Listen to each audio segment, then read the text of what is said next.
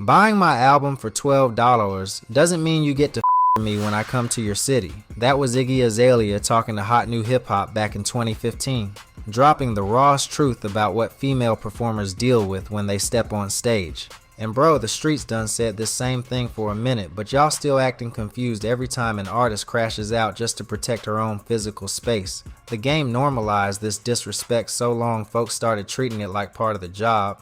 That's wild. You got women out here performing their art, giving the crowd that wild concert energy, and some people in the room take that as permission to put hands where they ain't belong. That's the wound right there. Make it make sense. Somebody deciding the artist's body belonged to the room just because they bought a ticket. Iggy Azalea laid out the blueprint for this whole conversation when she admitted she had to stop crowd surfing entirely. She ain't stopped because the shows got weak or the crowd wasn't lit.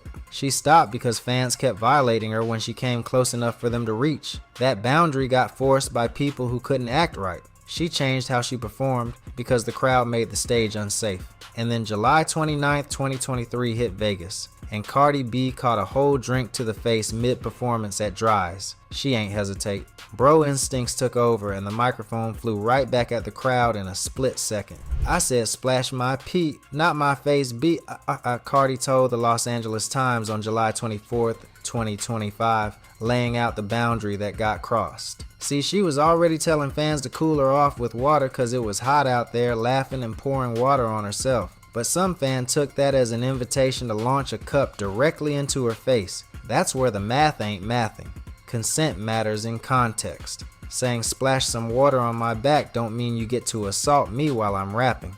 Drew Findling, her lawyer, called the civil lawsuit that came after a transparent and pitiful attempted financial shakedown via the griot. He be calling it what it is. Law enforcement looked at the tape and dropped the criminal charges because the evidence wasn't there. But the internet courtroom never closed. People started debating if Cardi crashed out or if she had the right to defend herself. Y'all dragged Cardi for reacting, but what artists supposed to do when somebody physically hits them during a show? Just stand there smiling? The old codes say fans respect boundaries at concerts. Which half y'all in? Because once objects start flying, every artist's response gonna look emotional in real time. Ain't nobody pausing mid-song to evaluate legal consequences before reacting. And check how the legal system be treating these situations when artists fight back. Cardi caught another lawsuit from a 2018 security guard incident where the plaintiff wanted $24 million. Jury came back and found her not liable on all counts after less than an hour, and a judge even let her recover nearly $20,000 in legal fees by March 2026. Supporters started building the narrative that every lawsuit against her turning into another failed cash grab. Because this ain't just one awkward story. This a whole pattern of women in hip-hop getting treated like public property. Peep what happened to Sexy I Red in November 2023. She had just finished performing at Potbelly's in Tallahassee. She was vulnerable, already pregnant, and her bodyguard was carrying her off stage to keep her safe. Then one of the venue security guards allegedly reached out and grabbed her butt as she passed by. Let that sink in.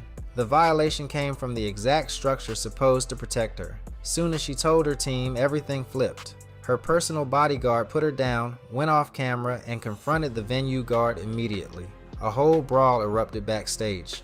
Folks online started saying, "You grabbed the wrong butt cheek, homie. I'll see you in court," in them viral Facebook reactions. Another Reddit comment called it crazy that the security guard did that.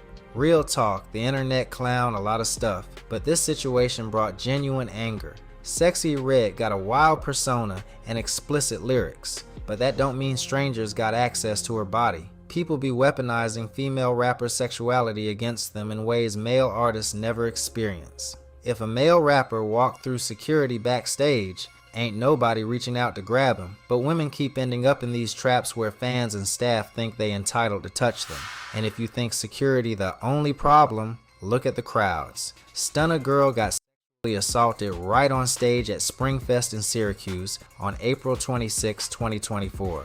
A fan reached up and slapped her butt mid-performance. She didn't scream or stop the music at first. She laughed, leaned over, and whispered to her husband, Rich Moolah 500. Later, she explained that reaction. "I'm not a bitch that cries. That's how I respond to shit. I laugh at it because I know it's gonna go down." And bro, it went down fast. Her husband jumped straight off the stage into the crowd. Security slammed the fan to the ground by his neck. Then Stunna Girl herself hopped down in high heels and started stomping the dude, swinging the microphone at his head while he was curled up. The footage pulled over 4.4 million views on Facebook alone. Some folks said she went too far. Others said she had every right to retaliate, but nobody asking why the fan felt comfortable putting hands on her in the first place. Syracuse police said they never got any official reports. No arrests, no charges. Stunna got on Instagram Live and said, "I'm not a snitch, so in reality I really could have him in jail right now for sexual assault, but I ain't even put bro in jail." Then the fan, allegedly a local musician named Lituation Renz, started bragging online and threatening to sue her. Stunna dropped the coldest response.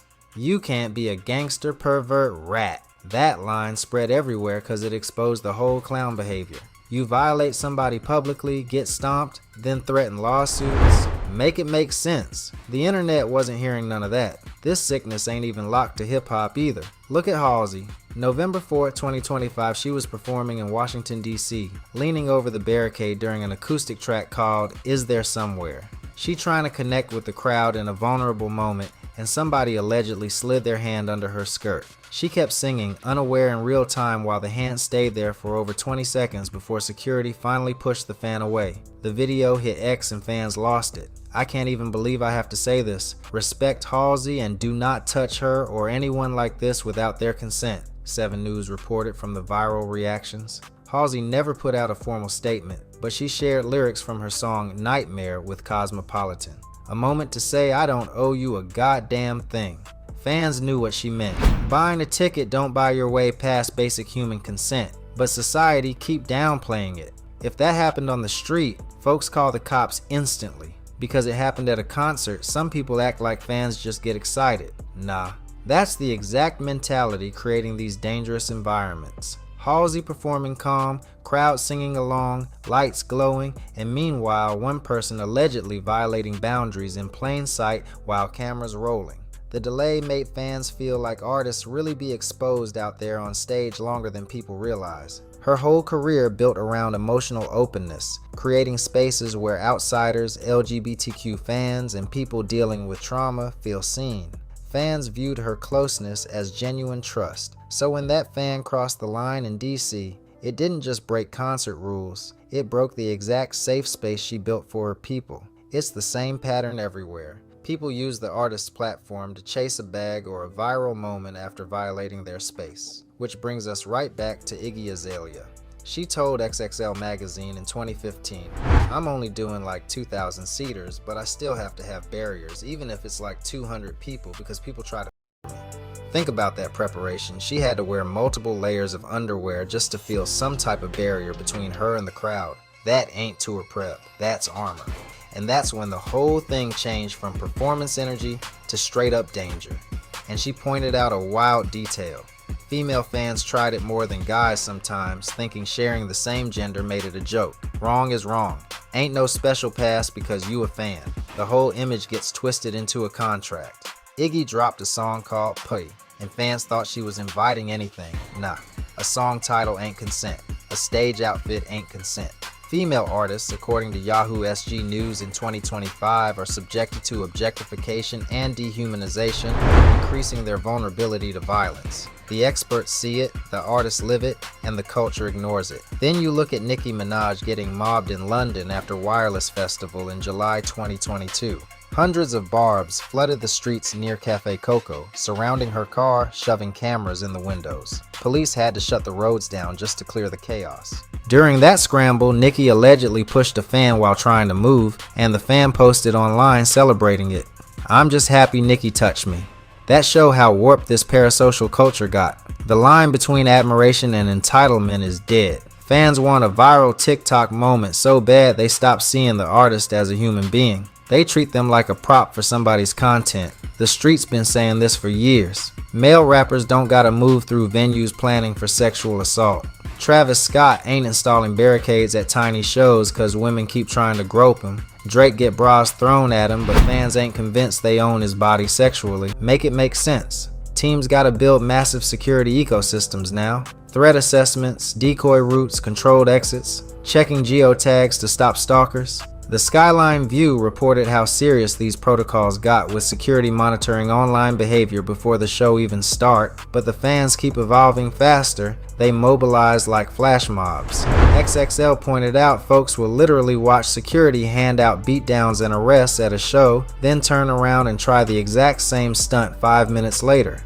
The social payoff of going viral overrides the fear of getting knocked. Some folks ain't even thinking about artist safety or crowd safety anymore. They thinking about clips, visibility, attention, their own online identity. That shift make empathy weaker inside massive crowds. Cardi B attorney called out the fake lawsuits. Stunna Girl exposed the fake gangsters. That $99,000 microphone Cardi threw is sitting in somebody's collection right now like a trophy of this exact chaos. And while everybody arguing online about who crashed out harder, the real wounds stay wide open. Iggy told y'all the truth a decade ago.